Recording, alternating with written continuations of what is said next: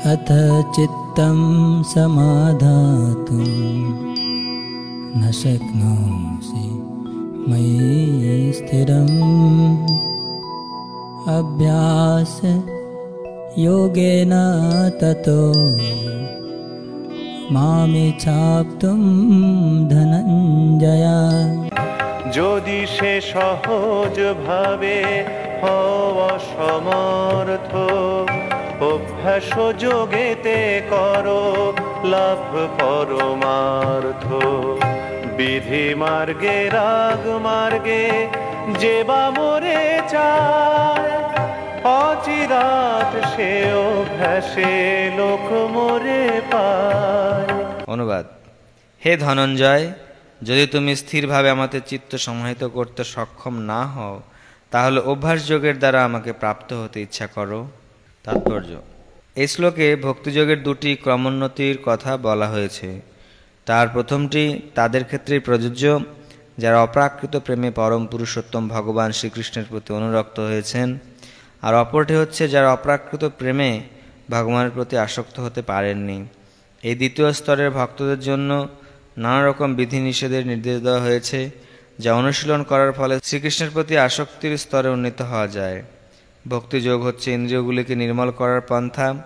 ভব সংসারের বর্তমান সময়ে ইন্দ্রিয় তর্পণে নিরত থাকার ফলে মায়াবদ্ধ জীবের ইন্দ্রিয়গুলি সর্বদা কলুষিত হয়ে থাকে, কিন্তু ভক্তিযোগ অনুশীলন করার ফলে এই সমস্ত ইন্দ্রিয়গুলি নির্মল হতে থাকে এবং অবশেষে তা যখন পূর্ণরূপে নির্মল হয় তখন তারা সরাসরিভাবে পরমেশ্বর ভগবানের সংস্পর্শে আসে।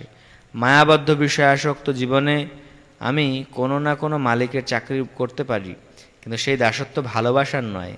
আমি কেবল মাত্র কিছু টাকা পাওয়ার জন্য সেই চাকরি করি এবং সেই মালিকও আমাকে ভালোবাসে না, আমার কাছ থেকে কাজ আদায় করে আমাকে মাহিনা দেয়।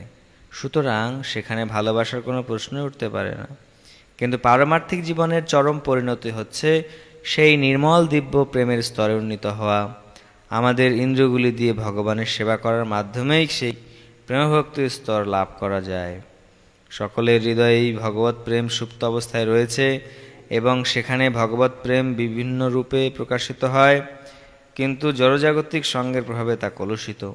এখন জড় বিষয়ের প্রভাব থেকে আমাদের হৃদয়কে নির্মল করতে হবে এবং তাহলে যে কৃষ্ণ প্রেম আমাদের হৃদয়ে সুপ্ত অবস্থায় রয়েছে তা পুনর্জীবিত হবে। সেটি হচ্ছে ভক্তিযোগের পূর্ণ পন্থা।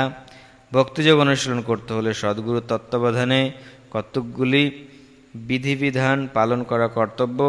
খুব সকালে ঘুম থেকে ওঠা, স্নান করে মন্দিরে গিয়ে আরতি করা, হরে কৃষ্ণ মহামন্ত্র কীর্তন করা, তারপর ফুল তুলে ভগবানের শ্রীচরণে তা নিবেদন করা, ভোগ রান্না করে তা ভগবানকে নিবেদন করা, প্রসাদ গ্রহণ করা ইত্যাদি। নানা রকমের বিধিনিয়ম আছে যেগুলো অনুশীলন করতে হয়, আর নিরন্তর শুদ্ধ ভক্তের কাছ থেকে শ্রীমদ্ ভাগবত ও ভগবদ্গীতা শ্রবণ করতে হয়। এই পন্থা অনুশীলন করার ফলে যে কেউ প্রেমভক্তির স্তরে উন্নীত হতে পারে এবং তার ফলে অবশ্যই চিন্ময় ভগবত ধামে প্রবেশ করতে পারা যায়। সদ্গুরুর তত্ত্বাবধানে বিধিবদ্ধভাবে ভক্তিযোগ অনুশীলন করলে অবশ্যই ভগবত প্রেম লাভ করা যায়।